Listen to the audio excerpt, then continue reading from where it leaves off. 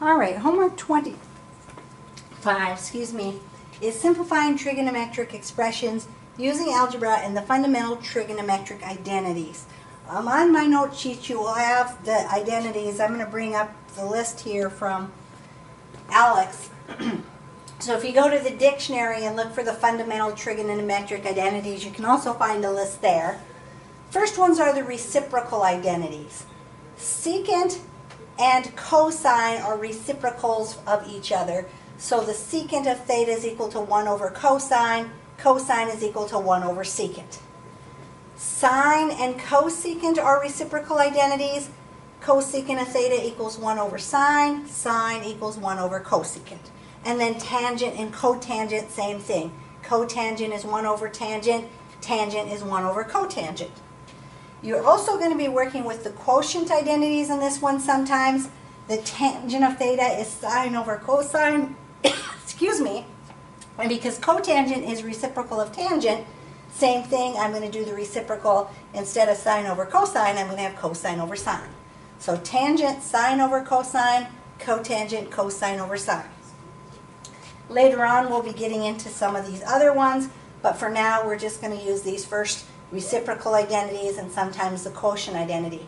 A lot of times when you're simplifying, if you can either get it in terms of sine or cosine, those are the two main ones, because then tangent and cotangent also can be put in those forms, then it's going to make it easier to simplify your expression. So I'm going to go ahead and go back over here to homework 25. It says I'm going to take the cosecant of x, cosine of x, and I want to rewrite that into one expression. So the cosecant of x is the reciprocal of the sine, so I can make that 1 over the sine of x times the cosine of x. If I then do algebra and combine them into one expression, I'm going to have the cosine of x over the sine of x, and then I have one of those other identities. Cosine over sine is the cotangent, and so now it's equal to the cotangent of x, and now I've got it simplified into one trigonometric statement by using those two different kind of identities. So again, if I look back over here, my fundamental identities, most of the time you're going to take them, change them with your reciprocal identity or with your quotient identity, depending on what you have here. Go back to number 2 here. Yes, Tim, I see that. Number 2, I have sine of x and then I have the secant of x. So I'm going to change the secant. Secant is the inverse of the cosine. So I'm going to make this sine of x times 1 over the cosine of x. Then again, I can use algebra. Make this the sine of x over the cosine of x. And then sine of x over the cosine of x, sine over cosine is tangent. I've now made that into one statement. The next one here. I'm going to start with my secant. My secant is the inverse of the cosine. So I'm going to have 1 over the cosine of x times the cosine of x over the tangent of x. In this case, I can go ahead and just simplify this. The cosines of x are going to cancel out. I get 1 over the tangent of x. I can then use my reciprocal function. Tangent is inverse of cotangent, so 1 over the tangent is equal to the cotangent of x. And that's just going to be my answer then. So normally if I have secant or cosecant, I'm going to use that reciprocal identity to put it in terms of sine or cosine, and then go from there to see what I can do to simplify my expression.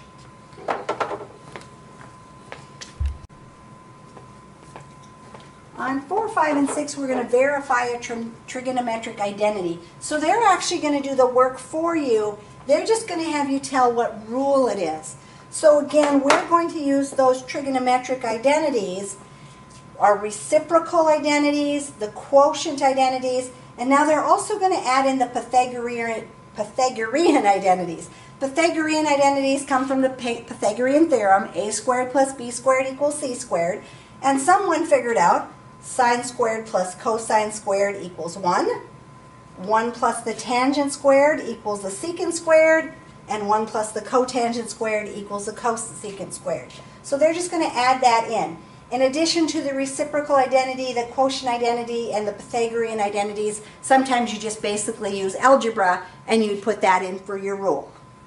So if I go back over here,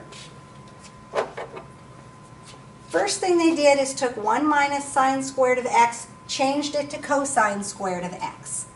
That is my Pythagorean identity. It's rearranged because if you noticed on the other sheet, it said sine squared of x plus cosine squared of x equals 1. Well, they just moved this over here and said cosine squared of x equals 1 minus the sine squared of x. So the Pythagorean identities don't always look exactly as the same way they're listed because sometimes they rearranged it and solved it for another part of the expression. But that's your Pythagorean identity. I'm just going to abbreviate. I probably spelled it wrong. P-Y-T-H-A. Pythagorean.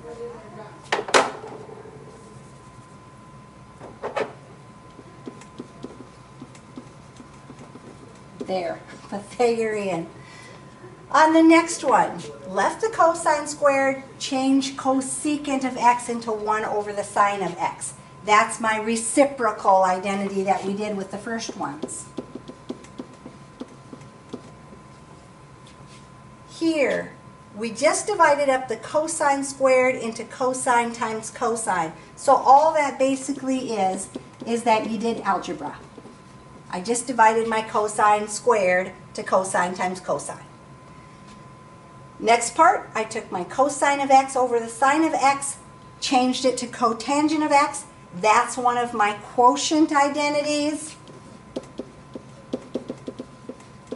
And so again, they're just having you look through the thing, write down what rule you're going to use. Later on, we're going to actually do this ourselves and put the rule, but they're going to solve some first and then just have you put the rules there. So number 5, if we're completing that one, left the cosine of x, change 1 plus tangent squared into secant squared of x. That's one of your Pythagorean identities again. Pythagorean. My thing is not quite writing where I think it's going to. Next thing they did, they took the cosine of x and changed it into 1 over secant of x. That is my reciprocal identity. The cosine of x equals 1 over the secant. Reciprocal. And then the last thing they did here is they just basically canceled the secant with the secant squared, leaving you the secant. So they just did algebra. So my first rule, I did the Pythagorean identity, then I did a reciprocal identity. The last thing I did is just straight algebra.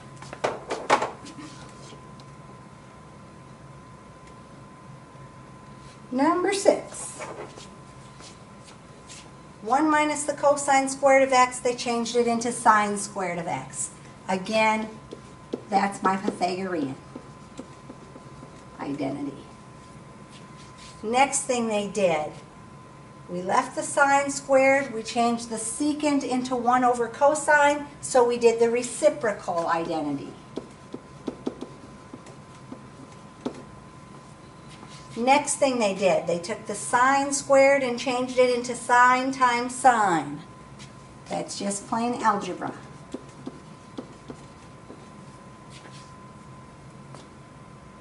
Next thing they did here, sine over cosine is equal to tangent. That's my quotient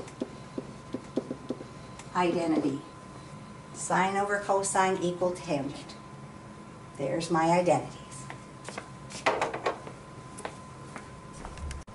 7, 8, and 9 now are going to have you prove the trigonometric identity like we did on the previous ones, but now we have to figure out the steps ourselves. So I like to look first of all here like they did. They did Pythagorean identity first, so if I look there and see one that looks like a Pythagorean identity, that's what I'm going to do first. 1 minus the cosine squared of x is equal to the sine squared of x. Remember, that's the one where they rearranged it and said sine squared plus cosine squared equals 1.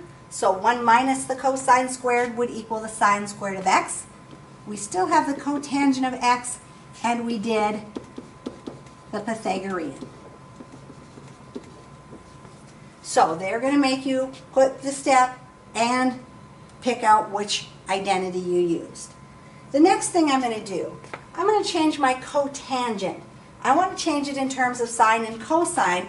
I'm going to use my quotient identity. The cotangent of x is equal to the cosine over the sine. So cosine of x over the sine of x. That's one of my quotient identities.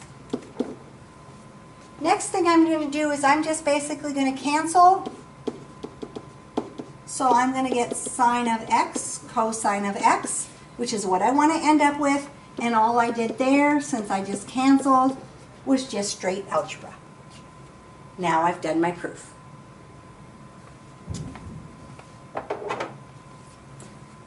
So again, you're going to want to have your fundamental trigonometric identities. Oh, my writing's popping up there.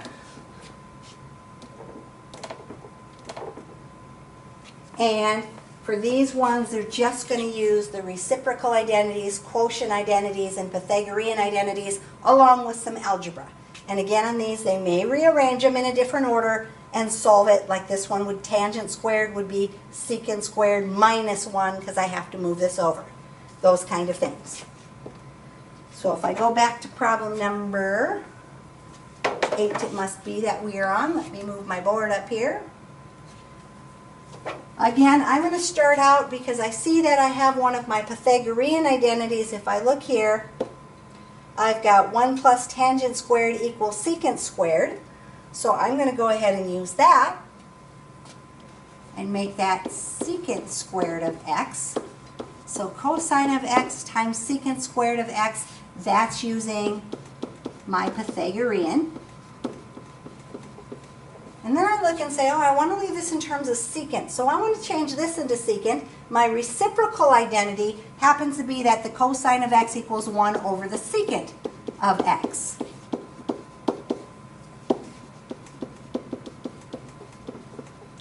And then again, my last step here, if I just do some canceling, I get the secant of x, which is what I want to end up with. And so my last step again, we're just using some algebra to simplify my expression.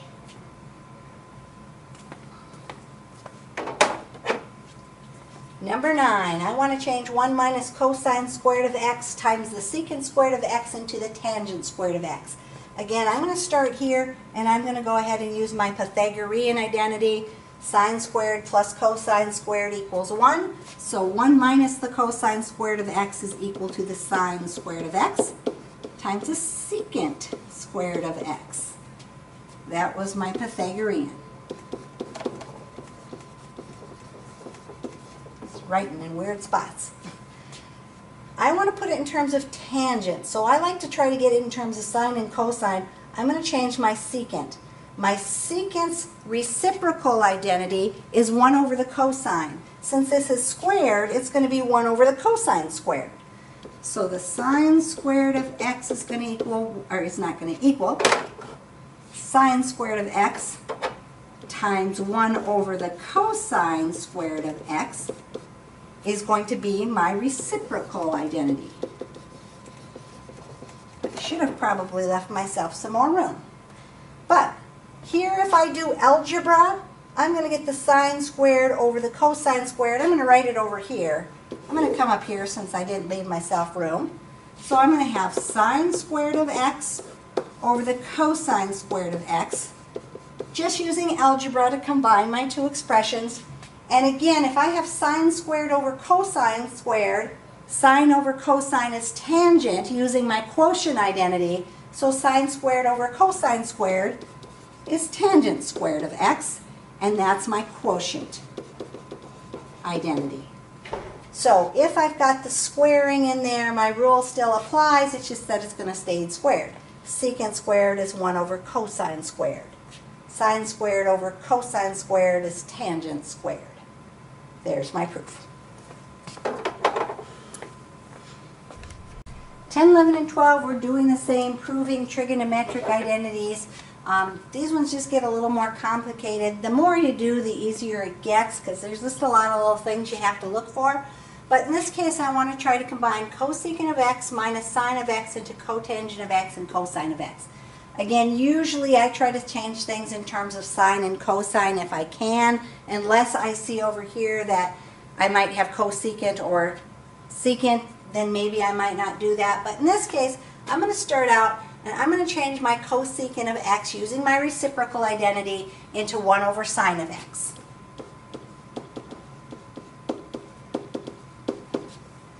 That was my reciprocal identity.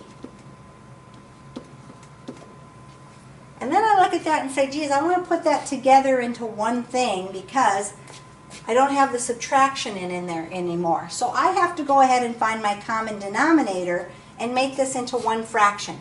My common denominator is sine of x, so if I take this times sine of x and this times sine of x, I'm going to get 1 minus sine squared of x over the sine of x. And there, I just basically did algebra. Then I look at that and say, oh, 1 minus the sine squared, that looks familiar. That's one of my Pythagorean identities. 1 minus sine squared of x is cosine squared of x over sine of x. Pythagorean, I'm going to abbreviate that. Then I say, if I divide that up and make that cosine of x over the sine of x times the cosine of x, I just did some algebra. Right? I took cosine squared and made it cosine times cosine. Cosine over sine happens to be my quotient identity. That's equal to the cotangent of x times the cosine of x, using my quotient identity. And now I've got it all simplified into what they wanted me to make it into in one expression.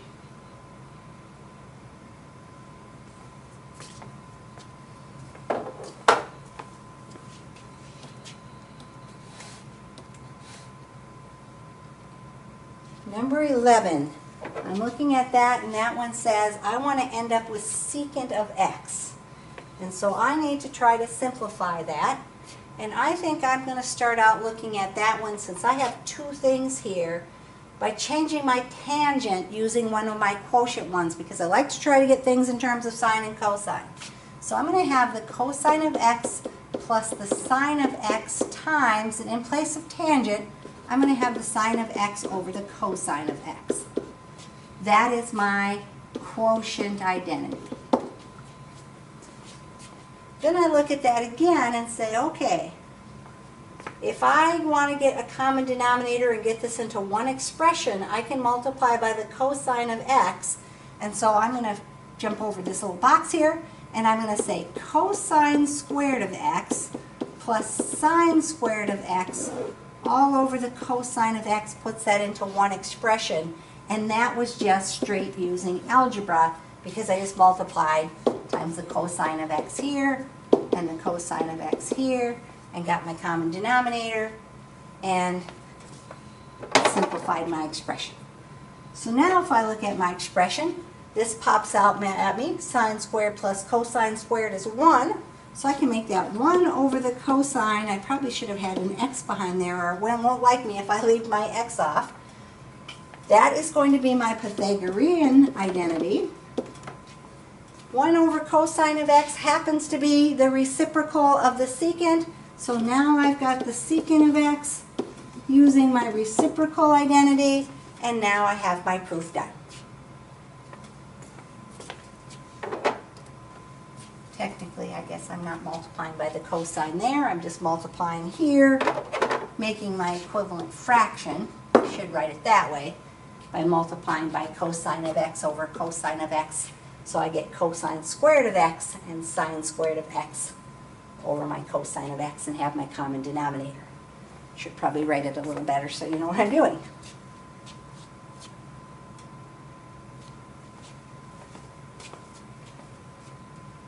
Now sometimes there's more than one way to solve it, and if you're putting something in and it's not thinking it's working right, Try to do it in a different order. Sometimes it's a little picky at how you put things in, but should work. Number 12, we have tangent squared minus the sine squared, and we want it into tangent of x and sine squared of x. So again, we probably want to start, and I'm going to start anyway, by changing my tangent squared of x in terms of sine and cosine. So I'm going to say that this is the sine squared of x over the cosine squared of x minus the sine squared of x. And I'm just using my quotient identity in order to start that one, because I try to put things in terms of sine and cosine whenever I can.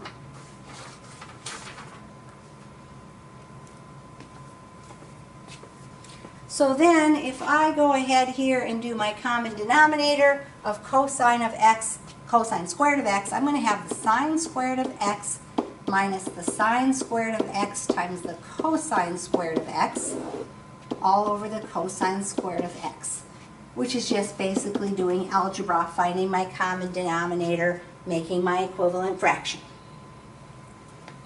So if I look at this, I can factor this top part out. I can take the sine squared of x out, and I get 1 minus the cosine squared of x over the cosine squared of x. Again, that's just doing algebra. I'm just doing factoring. I'm taking that sine squared of x out of there.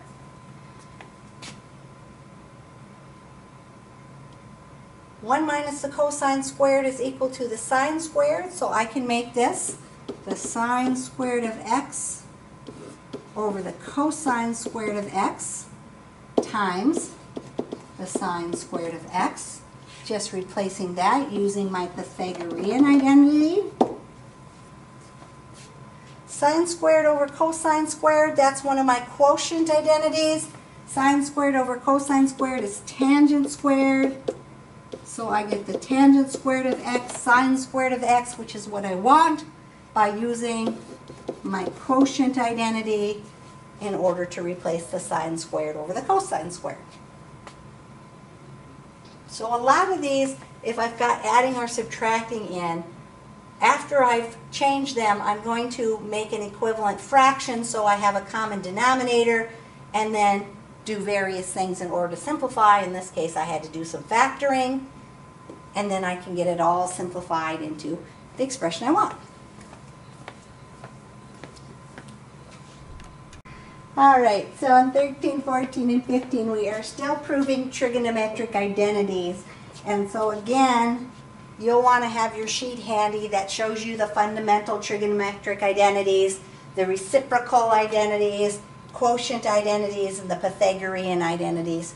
And so those are the main ones we've been working with so far. We'll get to the rest of them later.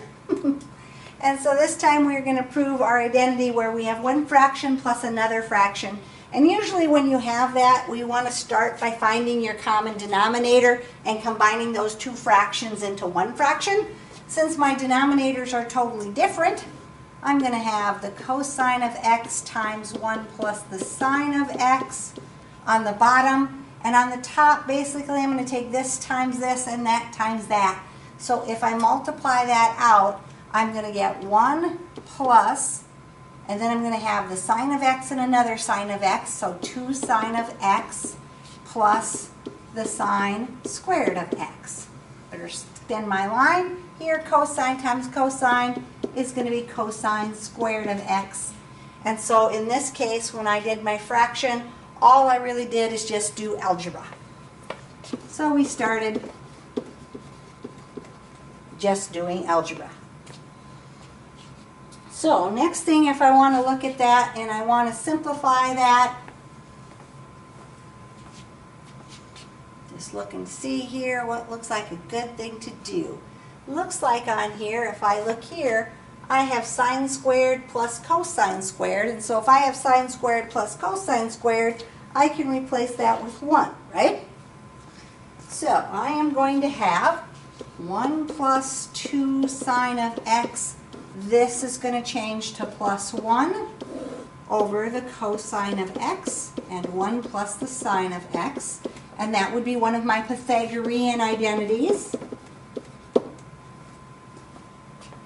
And then looking at that, I'm just going to go ahead and combine my like terms. So I have 2 plus 2 sine of x over cosine of x and 1 plus sine of x.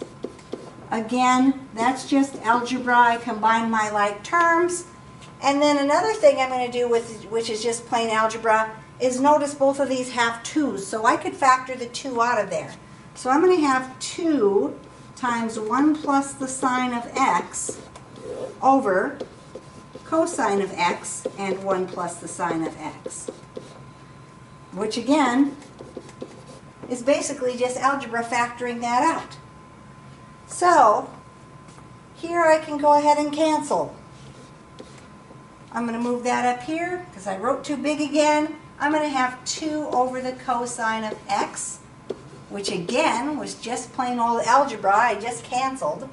So I'm going to make this 2 times 1 over the cosine of x, algebra again. And 1 over the cosine of x is going to be the secant of x. So I'm going to have 2 secant of x, and this one is going to be one of my reciprocal identities.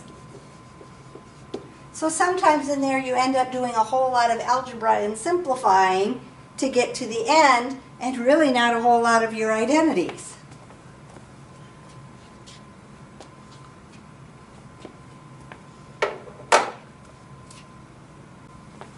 All right, we've got the sine squared of x over 1 minus cosine of x. And I have that binomial on the bottom, 1 minus cosine of x. A lot of times when you have a binomial on the bottom, you can multiply by the conjugate and it simplifies our expression. So if I have the sine squared of x over 1 minus the cosine of x, what I'm going to do is multiply by 1 plus the cosine of x. And I'm going to do that both on the top and the bottom of my fraction. Just plain algebra. I'm going to just leave the top how it is. So I'm going to have the sine squared of x, and I'm going to have 1 plus the cosine of x. The bottom I'm going to go ahead and FOIL out. So 1 times 1 is 1. I'm going to get plus cosine of x and minus cosine of x. That's why I did the conjugate, so I could cancel the middle term. And then I'm going to get minus cosine squared of x. Again, we just did plain old algebra. Hopefully you recognize when you get 1 minus cosine squared of x that you have that Pythagorean identity. Sine squared plus cosine squared equals 1. So 1 minus cosine squared of x is equal to the sine squared of x. So I'm going to have the sine squared of x, 1 plus the cosine of x over the sine squared of x, using the Pythagorean identity. And then if you look at that, you say, oh, I can cancel this out. And I get 1 plus the cosine of x. Again, that's just plain old algebra. I'm looking to get into secant. Cosine has to be, or happens to be, the reciprocal of the secant. So 1 plus 1 over the secant of x, using my reciprocal identity and replacing the cosine. Since I want it into one big fraction, I'm then going to find my common denominator, which is the secant of x. So here I'm going to get the secant of x plus 1. When I put it all into one big fraction, that was just plain old algebra. And now I have my identity equal to the other side that they wanted you to have.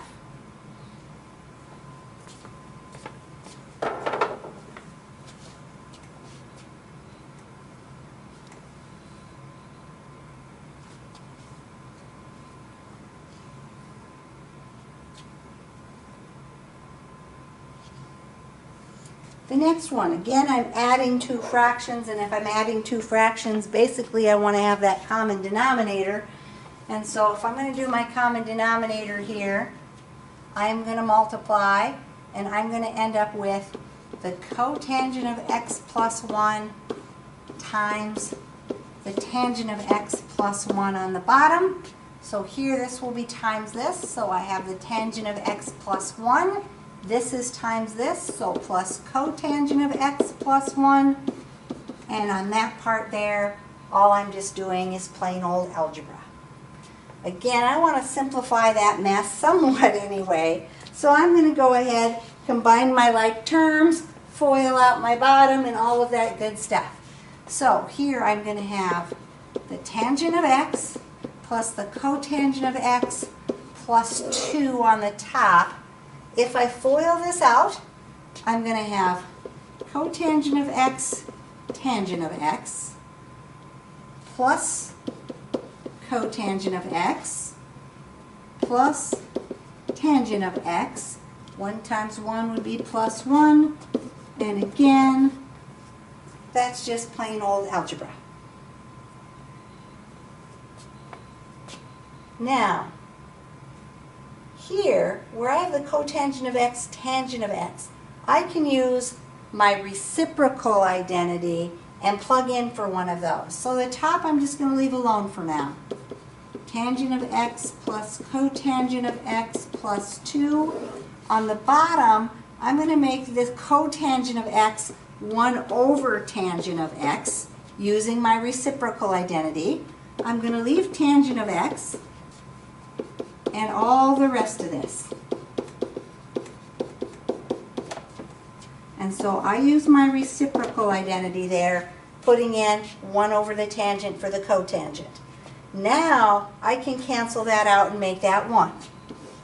So 1 plus 1 is going to give me 2. If I rearrange the order of my bottom, I'm going to have the tangent of x plus the cotangent of x plus 2. And then again, tangent of x plus cotangent of x plus 2.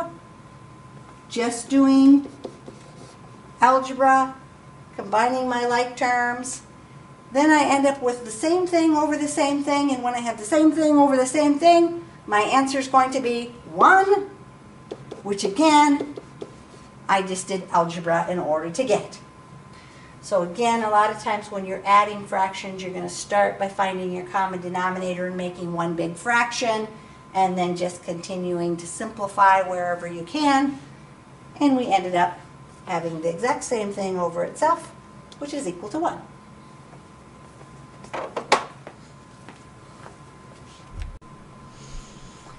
(16, 17, and 18), we're now using the odd and even properties.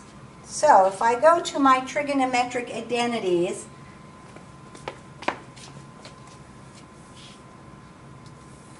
whoops, slide, there we go. They have the cofunction ones that we haven't talked about yet here, but we have the odd and even function identities. So the sine of negative theta, the negative goes in front of the sine of theta. Same thing with the cosecant. Those two things are inverse of each other. When you have the cosine of negative theta, it turns it positive. Again, with the secant, those ones are inverse of each other. With tangent and cotangent, the negative's in front. So sine, cosecant, tangent, and cotangent, the negative goes in front. But if you have cosine or secant, it's going to turn positive instead of negative. So those are your odd and even cofunction identities. And that's usually my first step when I'm working with these, is to look to see, do I have any of those I can rewrite? So again, I'm going to go back over here. I've got the sine of negative x minus the cosine of negative x. Well, the sine of negative x, I'm going to put negative sine of x, 1 minus, and the cosine of negative x is just the cosine of x. And that's using the odd and even identities there. So now, once I have it written like that, then I want to worry about simplifying.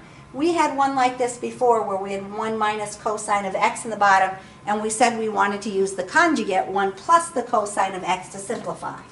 So I'm going to take negative sine of x over 1 minus the cosine of x times 1 plus the cosine of x on both the top and the bottom. And that's just going to use algebra there when we do that. So again, on this one, I'm just going to leave the top how it is. Negative sine of x times 1 plus the cosine of x. On the bottom, when I FOIL that out, I get 1. I'm going to get plus cosine of x and minus cosine of x, which cancels out, minus the cosine squared of x. Again, that's just plain old algebra multiplying that out. Again, notice here when we did that, we ended up with one of our Pythagorean identities. 1 minus the cosine squared of x is equal to the sine squared of x. So negative sine of x times 1 plus the cosine of x over sine squared of x. That's one of our Pythagorean identities. Here, I can cancel out one of the sines of x. So cancel that. Here I'd have this. I will have, using my distributive property, negative 1 minus the cosine of x over sine of x then. That's just doing algebra. I just cancel that out and I multiply that out. Now I don't know how picky Alex is. You may have to do that in 2 steps of algebra. One where you cancel and then one where you use your distributive property. Sometimes it's pickier than others, so you might have to do 2 steps, both doing algebra. Hopefully 1 step just works. Then I'm just going to separate this into my 2 separate fractions. So I'm going to have negative 1 over the sine of x, and I'm going to have minus the cosine of x over the sine of x. Again, trying to smush this all in here. That step there is just doing algebra. 1 over the sine of x is my reciprocal identity for cosecant of x. So I'm going to have minus the cosecant, I'm trying to write cosine, minus the cosecant of x. And then this is going to stay the same because unless they're both the same property, it's only going to let you do one at a time. Again, this property here was my reciprocal property. Then here, I can use my quotient. If I have the cosine over the sine, that's equal to the cotangent. So I'm going to have minus the cosecant of x minus cotangent of x. That's my quotient identity. And now I have my proof finished. So again, I could have probably used more writing room, but I'm writing kind of big so you can read. So odd and even function first. We did algebra again. We used the Pythagorean identity. We canceled and used the distributive property, so we did algebra. Divided up into 2 separate fractions, which again was algebra. We did 1 over the sine of x is cosecant of x, my reciprocal identity. And then we did cosine over sine is cotangent, my quotient identity.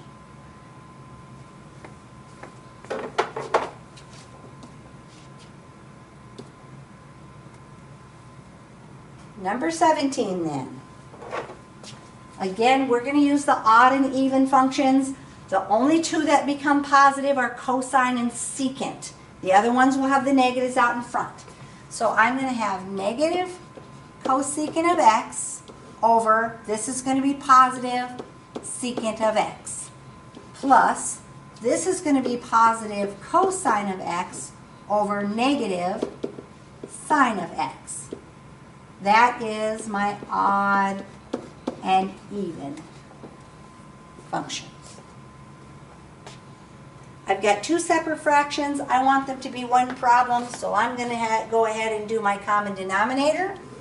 So I'm going to put the negative in front. Negative secant of x, sine of x is going to be my common denominator there.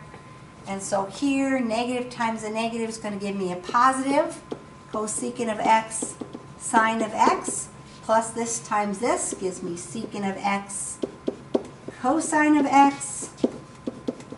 And again, just doing algebra there, getting my common denominator.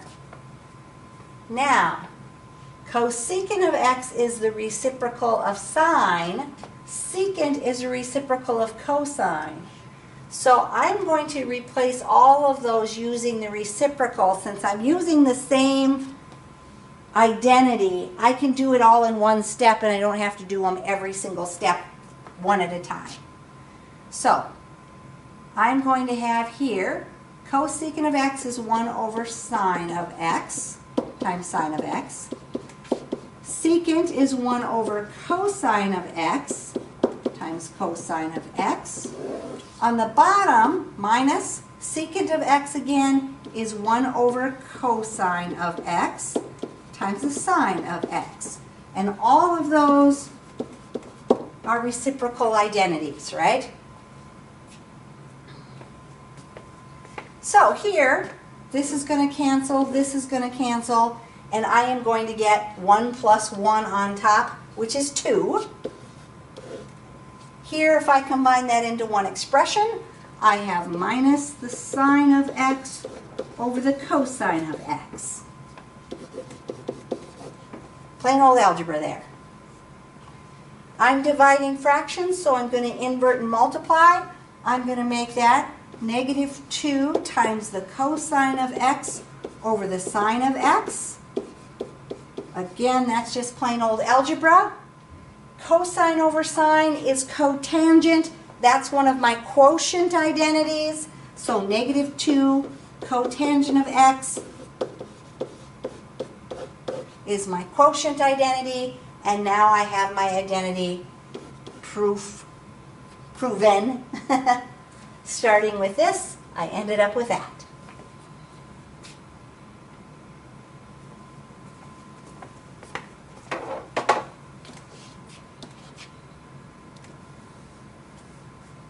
You have more writing space, but I can't show a whole page at once, so I have to kind of smush things in there. And number 18, again, using that odd and even. So, secant, sine, and tangent, the negatives are all going to stay in front. So, this is going to be minus, nope, that isn't it. Secant turns positive. I'll make sure. Secant should stay positive. Misspoke there. So on this one, I'm going to have the secant of x, and then I'm going to have minus, and this is going to be negative sine of x times negative tangent of x. Odd and even. So, I'm going to get secant of x, negative times a negative is going to be a positive, so minus sine of x tangent of x. That's just plain old algebra.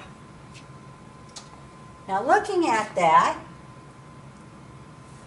secant of x is 1 over cosine. So I'm going to go ahead and do my reciprocal. 1 over cosine of x minus sine of x tangent of x. So that's going to be one of my reciprocal identities. Tangent of x is sine over cosine, so I can get a common denominator there. So I'm going to have 1 over cosine of x minus sine of x times sine of x over cosine of x. That's one of my quotient identities. So just doing some algebra here and combining that into one expression, I'm going to get 1 minus sine squared of x over cosine of x. Just plain old algebra. Alright, so we have 1 minus sine squared of x over cosine of x. Right here you'll notice this is one of your Pythagorean identities. The sine squared of x plus cosine squared of x equals 1. So 1 minus the sine squared of x is equal to the cosine squared of x over the cosine of x. That's your Pythagorean identity. And then your last step on this problem, just canceling. So if I cancel out one of my cosines of x, I just get the cosine of x. And that's just plain old algebra. And now we have our identity proven. Started with that, ended with cosine of x. Should be good.